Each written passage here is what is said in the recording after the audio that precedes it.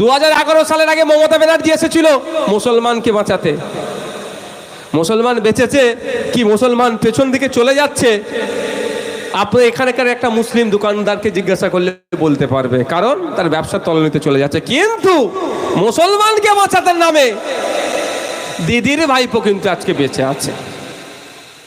ও হিন্দুকে বাঁচাবার নামে অমিত শাহজির ছেলে জয় শাহজির ব্যবসা 14,000 গুণ বেড়েছে।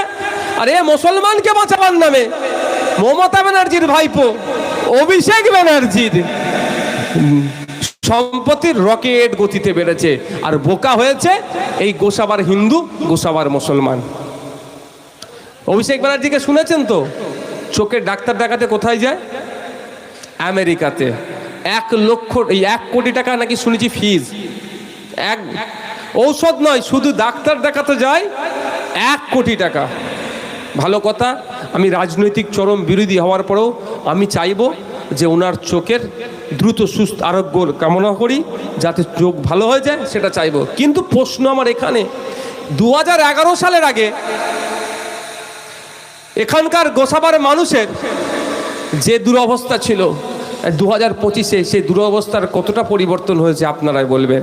কিন্তু কালীঘাটের ব্যানার্জি পরিবারের 2011-র আগে যে সম্পত্তি ছিল আর 2025-এ তার আকাশ পাতাল তফাৎ হয়ে গেল।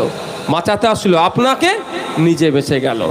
আর ওদিকে দিল্লিতে মসনাদে বসে বাঁচাতে আসলো আপনাকে, আর বাঁচলো নিজের ভাইপোকে।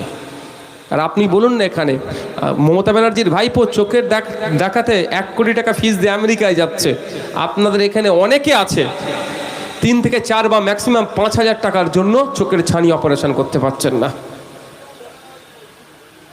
অনেক আছে ভাই। যদিও এখন একটা প্রকল্প বেরিয়েছে, আপনাদের জানিয়ে দিই ভাই, আমি মানে গঠনমূলক বিরোধিতা করার পক্ষে। দাঁড়াও, নামটা কি ভুলে যাচ্ছি গো, চোখের আলো।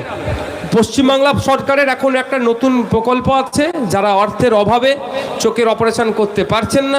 এটা নিয়ে আবার অনেকে বলতে পারে তৃণমূল হয়ে গেল নাকি ভাইজান, কিন্তু আমি গরিব মানুষদের জন্য আমাকে বলতে হবে ভাই, আমি না বলে চলে যাওয়ার পক্ষে নয়। ভুলটাকে ভুল, ঠিকটাকে ঠিক বলে যাব আমি।